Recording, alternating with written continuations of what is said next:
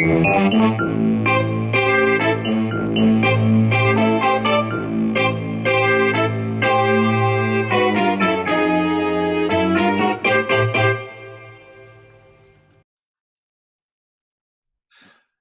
everybody, and welcome to the 124th edition of the Frank and Stan chat. And for those watching on YouTube, you'll see that we've got a guest. Kevin Turner's joined us today. Hello, Kevin. Hi, Frank. Hi, Yeah, Kevin. we go back quite a few years. So Kevin will explain to you where all that started and what he's doing with his life now shortly. But how are you this morning, Stan? Good. The sun's shining. The only downside is I've got a leak in the roof, so I'm gonna have to climb up on the roof later and see if I can find it. Well, it's a red letter day in the Norris family. We've got the heating on. I don't know what's happened. I think my wife's had a funny turn or something, but yeah, the heating's on the radiator. I mean, just putting your hand on a warm radiator, you know. Anyway, Kevin, thanks for joining us. Do you want to just introduce yourself and explain to people who you are and what you do? Yeah, absolutely. Hi, everyone. My name is Kevin Edward Turner, and I'm one of the co-founders and co-artistic directors of Company Chameleon, which is a dance company based in Manchester. So we've been operating for around about 15 years now. I'm one of the co-artistic directors, and there's like very quickly there's like five things that we do. Five strands per se. So the first strand is all about making choreography dance theatre for theatres, and we perform that nationally and internationally. The second strand is all around outdoor public performances. So we also perform nationally and internationally, creating pieces for outdoors, site specifics in buildings, film. The third strand is all about learning and participation. So we create a whole variety of different ways in which we serve the community and create different residencies or masterclasses or workshops or different projects and initiatives. Another strand, we've had our building now since 2018, and we've been able to develop a performance space there, and we're also kind of running a program out of our studio for our local community and across the GM region as well. And then the last strand really is that we're kind of moving towards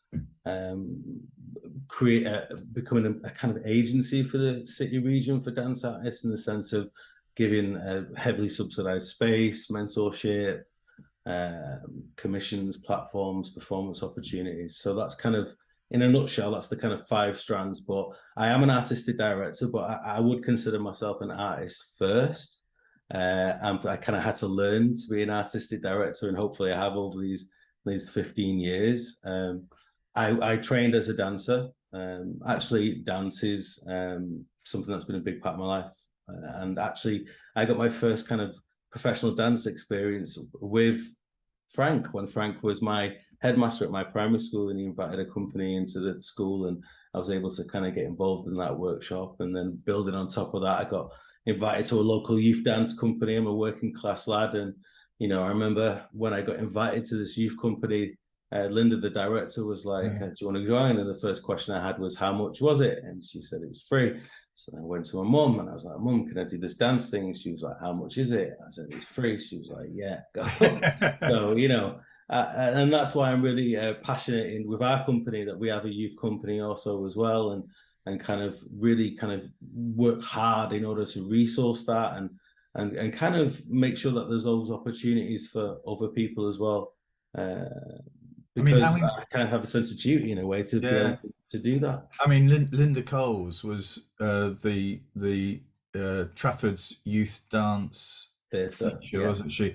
She was. I mean, I gave you a vehicle by getting the Northern Ballet Theatre in for that residency for the week, but you then took that, and Linda was able to sort of develop that, but she actually was the one who put the graft in, isn't she? She did an awful lot to bring you on and give you the opportunity.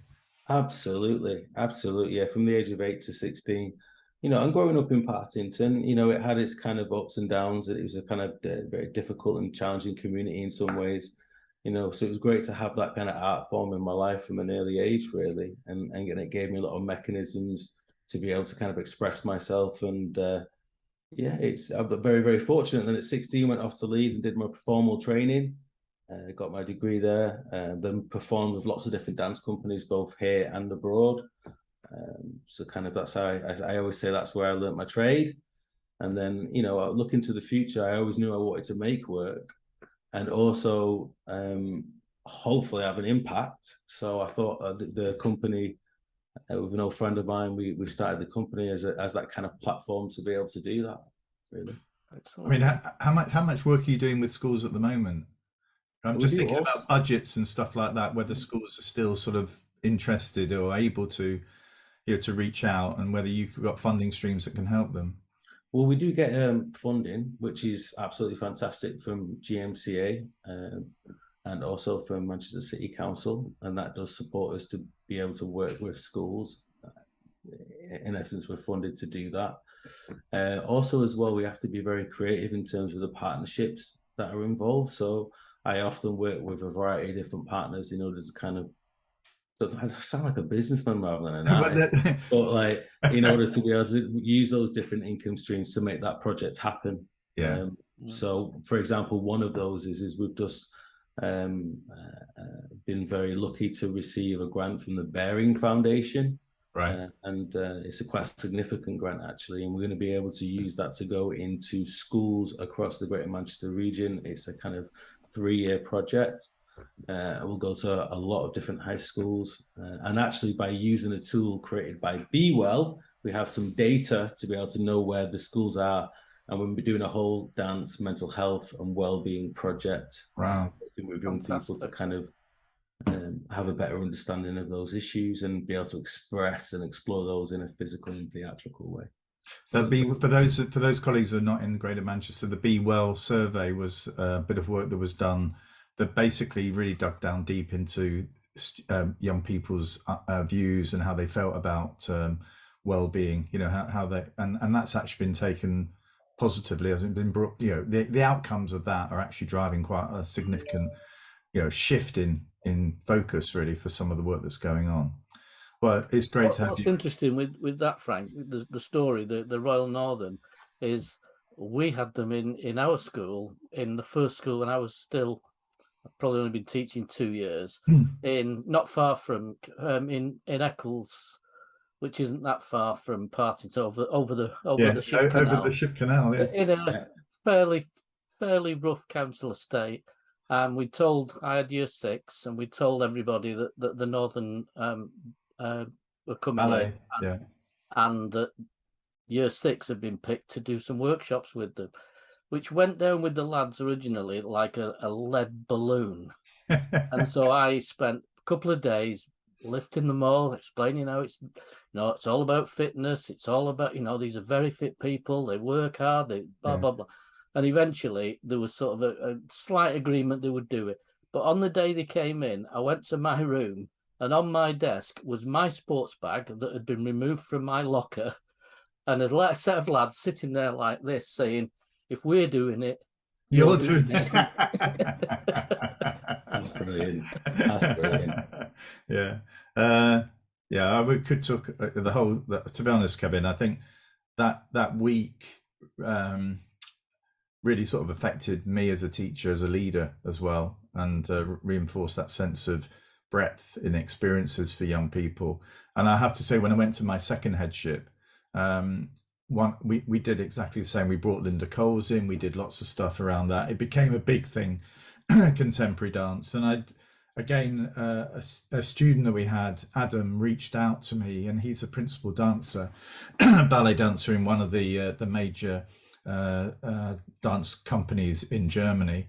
And just at the time, I saw you as a very eminent, very, very able dancer. Even a novice like me could see that. I couldn't see that in Adam, but it was enough in it for him to feel as though, yeah, I can make something of this. And clearly he had a talent that I didn't see, but others did. So it was great. It's like what you say, Frank, like it's hard work and perseverance.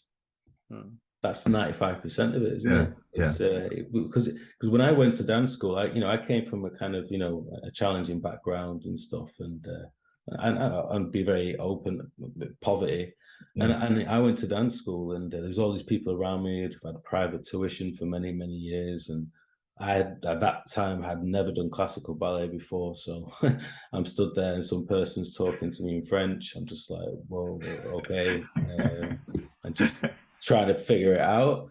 But the thing is, though, is I think it's going back to this thing about hard work and perseverance. Is that I just worked harder than everyone else. I was there before everyone else. I left before everyone gone. Usually what happens in a professional kind of training context, you learn the class on Monday and then you repeat the class for the week. Right. So you're able to kind of keep developing those particular skills that you're working on for that week. It's just a very common pattern. And then you'll move on to something else in the next week. And I'd stay behind to make sure that I knew it in order for me then to be able to not just be thinking about the pattern of movement and choreography, but actually how do I work on my alignment and muscularity and the rest of it. I don't want to get too technical, but and it's funny because what happened then is in the space of 6 months, I was out competing the people who've been doing it a lot longer than I had, and it's hard work, and you guys know that. And just to build on top of what Stan said as well, it's like I hope that both you guys really recognize the impact that you have on people's lives, and Frank, from the bottom of my heart, if I would not have had dance and this creativity and this outlet in my life, then I think my life would be completely different. God. And it's amazing that you guys are able to do that and to know that and to have that insight. The sad thing for me is how many other Kevin Turners are there out there who, because of the narrowness of the experiences that young people are getting now, and one of the things, I mean, just to bring it back to today, that there's reports out about children not attending school post-COVID, and Professor Mel Ainscough, who's going to be a guest on our show next year, somebody said that actually this is a very complex matter, and Mel said, yeah, it is very complex, but actually a recent survey that he saw, when they asked children why they didn't attend, is because lessons were boring. That's primarily what it was. There was not enough draw in the school to make them feel as though they didn't want to miss it. And really, in a way, what that experience for you, Kevin, I think gave you a sense of, actually, school has something for me. There's a reason for going. It might not be maths, it might not be English, but actually, if I don't go, I'm not going to get that experience and other experiences. It's not rocket science, is it? It's not. I watched this documentary recently about the education system in Finland, and it blew my mind. They're really at the top of the rankings internationally, and it was very simple. So, for example, they'll take kids, I guess you would say year 9s or year 10 maybe, and instead of having the separate subjects, they go, okay, we are opening up a store. So, okay. So you need to design, you have to do graphic design to make the logo, you have to work with spreadsheets in order to sort the stock out, you have to there's maths involved, there's English involved, there's all these different strands of subjects involved. But also you're working in a collaborative way and in a creative way. And let's face it, Frank, that's the world we're in.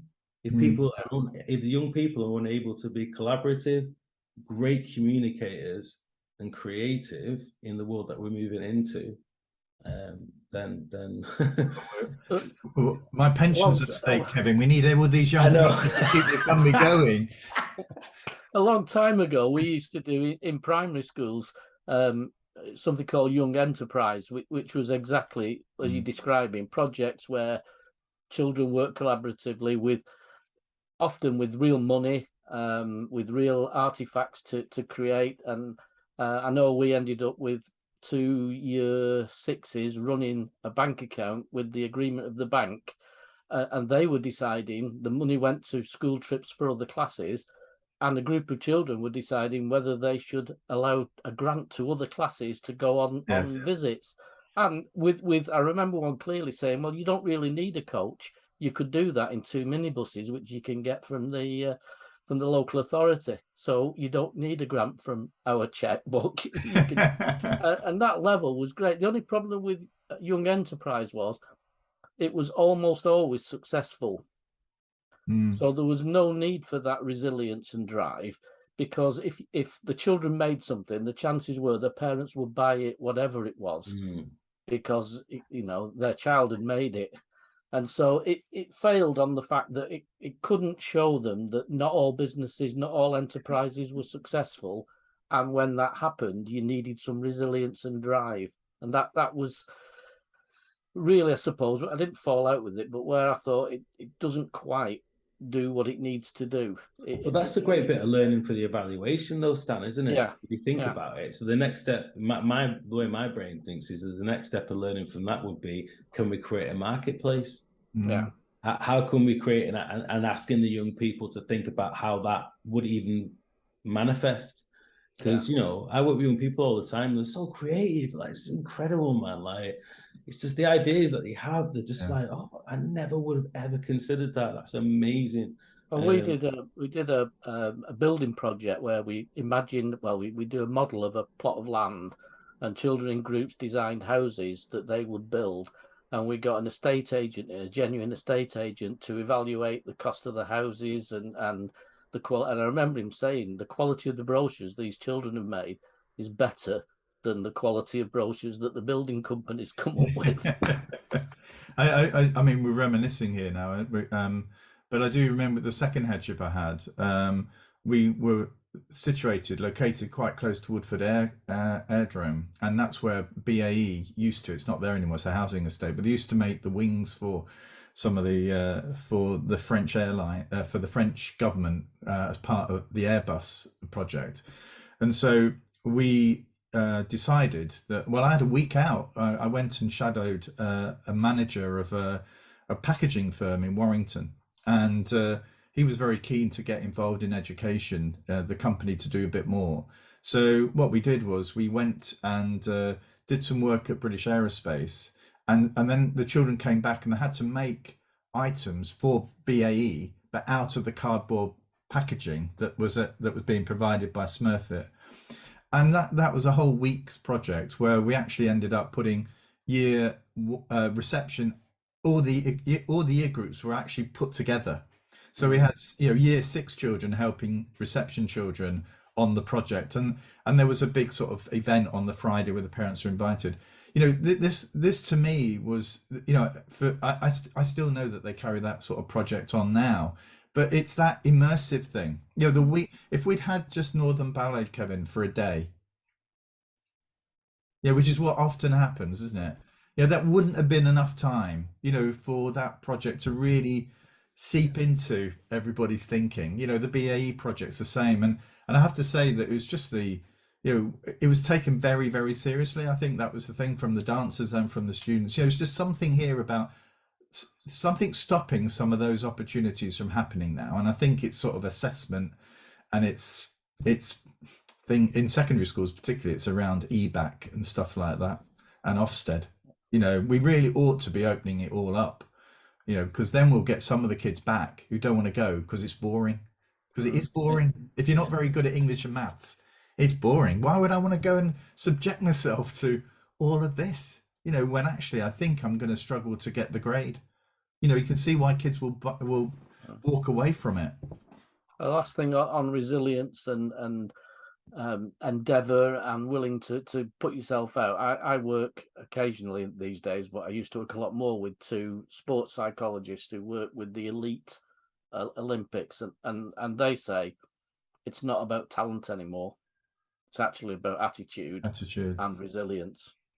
So, the most skillful sometimes don't get anywhere in elite sport, whereas people with less skill but the right attitude to it get to the top. That's probably true about leadership, that, isn't it?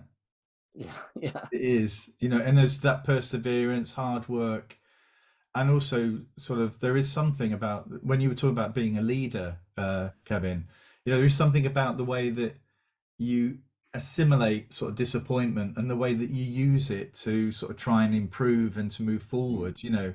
I think that's something that sort of, if you're an elite sportsman or woman, or in your case a dancer, you're going to have somebody telling you that isn't very good. Yeah. And it hurts, but the way you accept that information and then move forward, that really is why you're still doing it, isn't it? I think. Absolutely. I think it encouraged, like you say, that self-reflection as well, and not to take things personally. I think, I went to dance school when I was 16. I moved away from home very early, and like, you stood there in tights in a room with mirrors everywhere, and someone's going pointing at your body saying that's not right.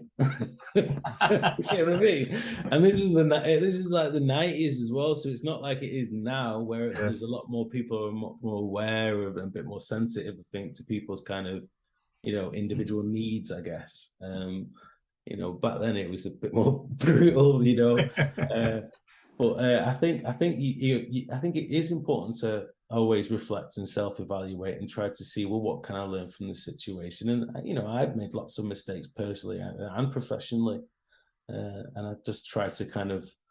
I know there's an acronym for fail. I can't remember what it is exactly, but the feeling behind it is you just have to learn from those things, isn't it? What can we assess? And I think I remember when I first started running the company, I used to get frustrated filling out evaluations for all the grants that we would get. When we'd get a grant, you always have to have an evaluation.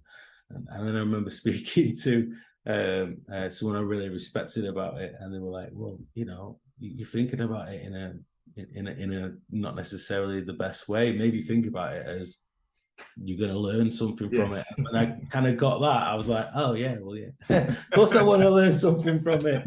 I know that sounds really obvious, but sometimes it's how you frame things in your mind. Well, do you know, we've had 25 minutes and we've not got to what's caught your eye this week. So we're going to really have to rush through this, okay, this element. Okay, So, sorry about Kevin, that. what's caught your eye this week?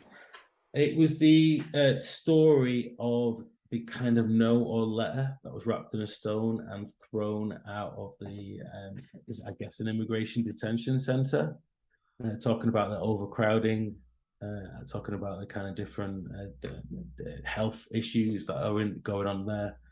And I just feel like we're better than that. I just think that just reeks of desperation.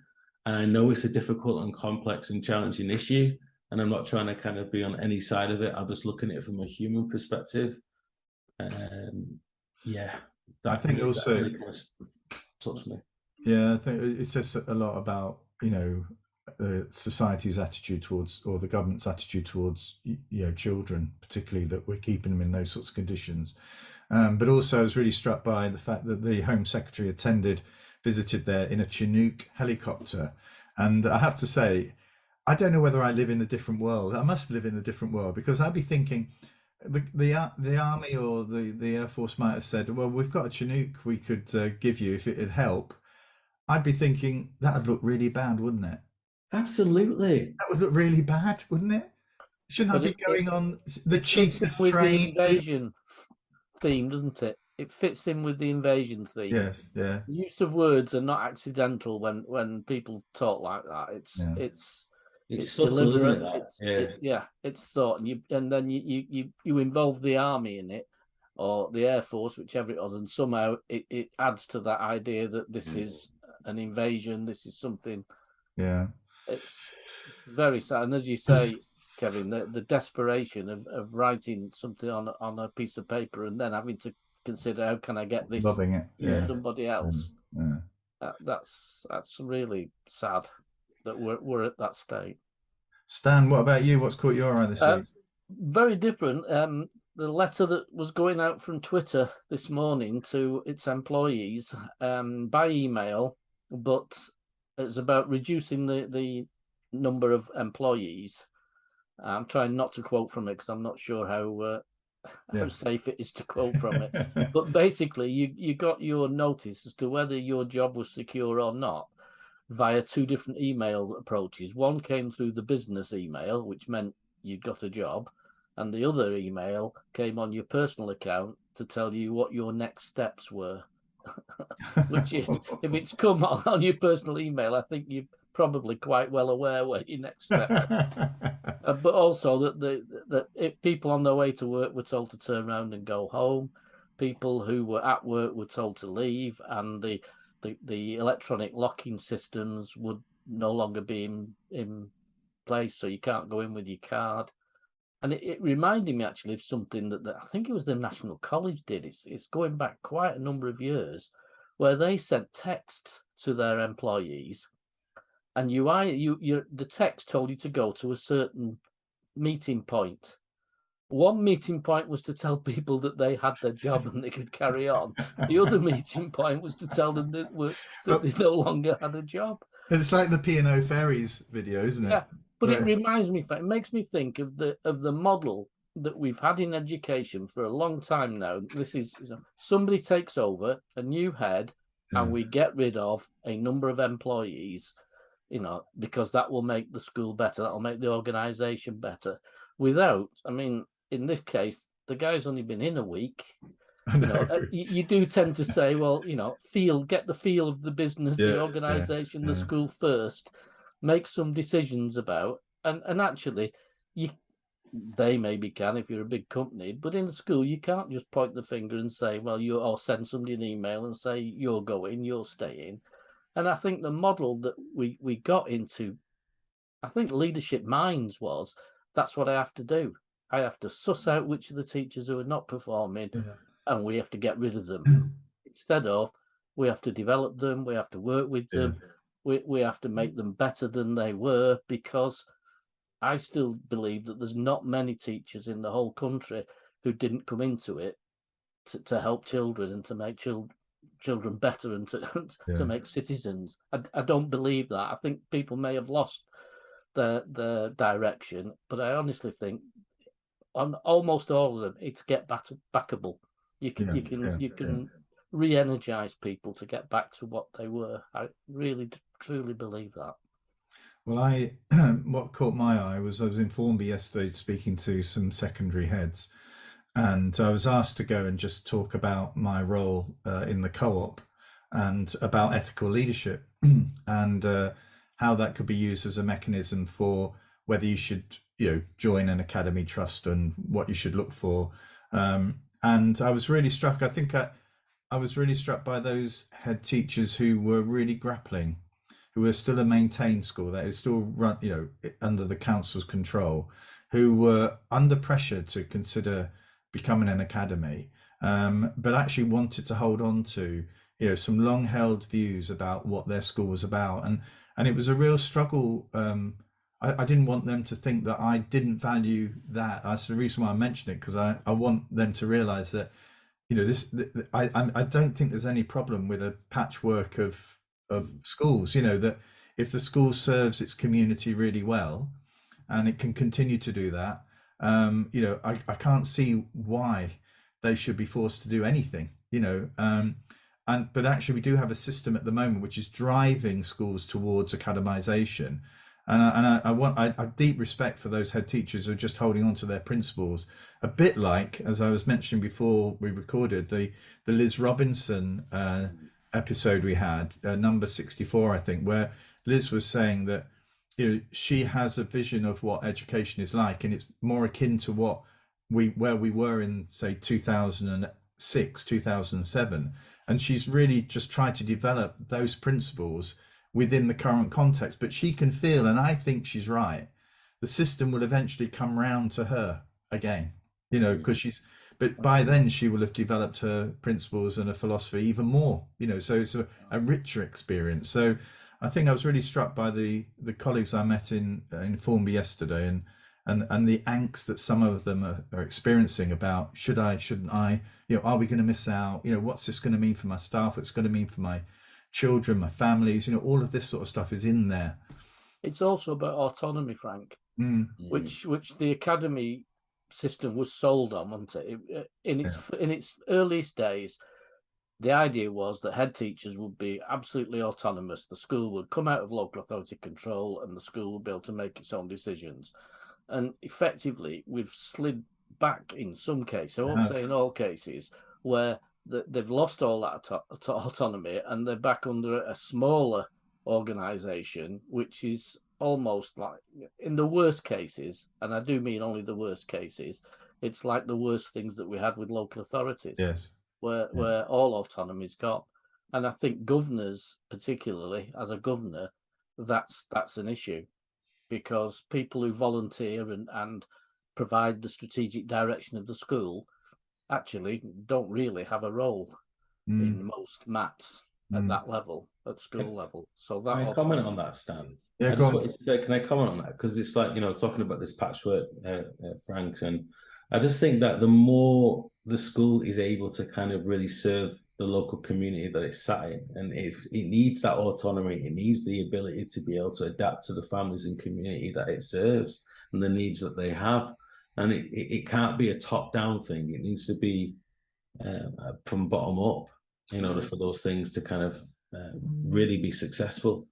I think that what's happened is I use this term quite a lot, but an academy chain elsewhere in the country rocks up into a town or a city and basically imposes a mechanism that may have worked successfully or not, but it's their model, and it doesn't take it's not really flexing to take into account either the sort of the community needs, but also importantly the economic regeneration needs of that town or city. And actually that's the point that I think develops on your issue there, Kevin, that Partington's very different to Poynton, or Yeah, Partington's very different to Hume now, yeah, but actually they're virtually within the same conurbation, but those are completely different communities, completely different needs. And I just feel as though there's not that willingness on the part of some academy trusts to flex and bend to meet the needs of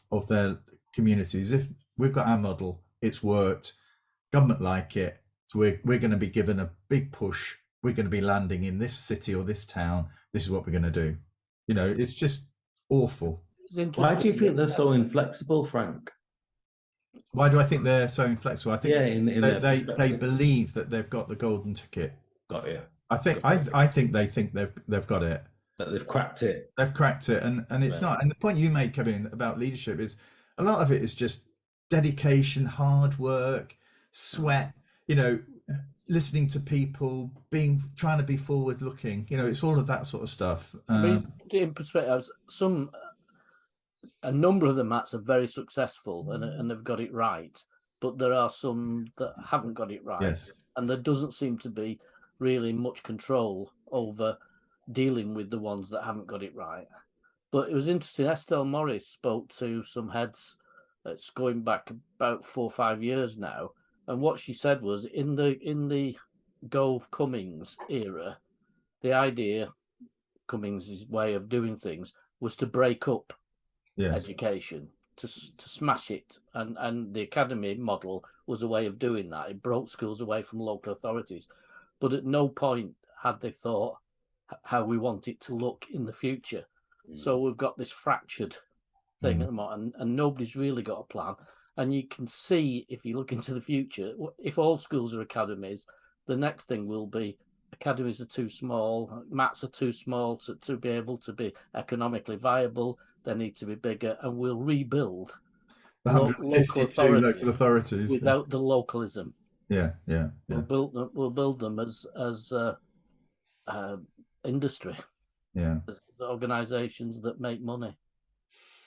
Kevin, we've got room 101. Yes. What are you we have no idea what's going in room 101 now, so So I have a serious mental health condition. I've got bipolar with schizophrenic tendencies. I got diagnosed about 10 years ago, and after a big crisis where I had to spend some time in hospital. So I'm really open about that. I'm really transparent about it, because for many, many, many, many years I wasn't, and that was what contributed to me getting basically less healthy. So what I want to throw into room 101 is any stigma towards mental health. Full stop, period. That's it. So we just get rid of that stigma and allow people to not feel scared or embarrassed to be able to talk about what's important to them and how they think and how they feel and how they can navigate that. So that's what I'd like to put in the room.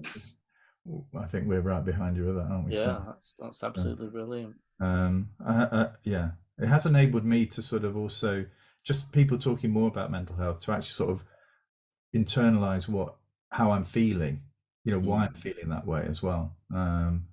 So even at that level, that sort of on a personal level, it's been very helpful. People like yourself, having met people like you who have been open about your experiences, that's really helped me. So I think it's really important that you're a voice for that. You're a Yeah, credible voice. for me, working with the sports psychologists, and it's taken some time to knock it out of me that the solution is pull yourself together and get on. Yeah. And I'm very guilty.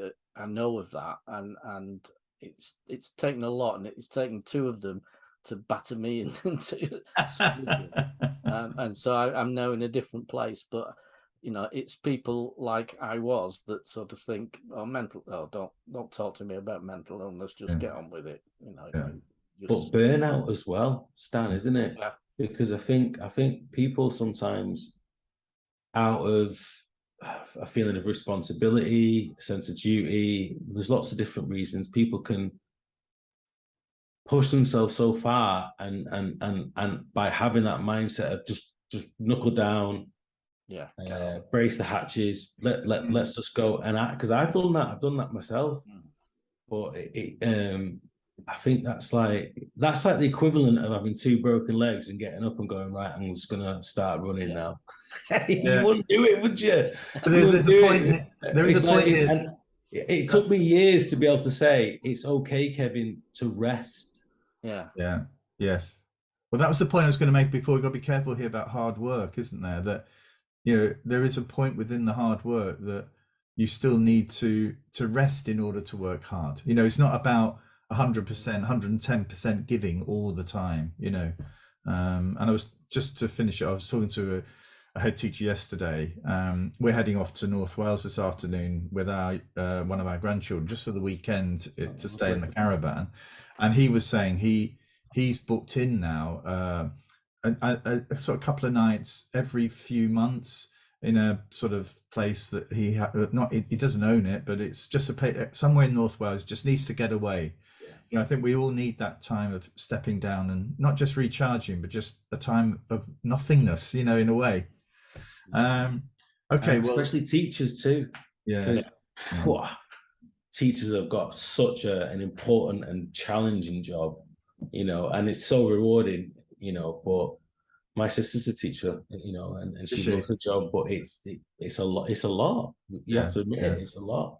Yeah. Okay, well, it's been great, isn't it, Stan? I've really enjoyed this chat. I really have. Thank you so much, Kevin, for giving your time to us this morning, and deeply moved by the comments you made, but really impressed because I've seen it firsthand, the work that you do with young people. And anybody who wants to know more about Company Chameleon, just search for it. There's a lovely website, and I'd recommend if you want to get children up and running and really giving them a different perspective on stuff, get them involved in dance in some shape or form. So it's lovely to speak to you, and we'll be all back. Well, Stan and I'll be back next week, all being well. So thank you. Thanks A lot. Thank you.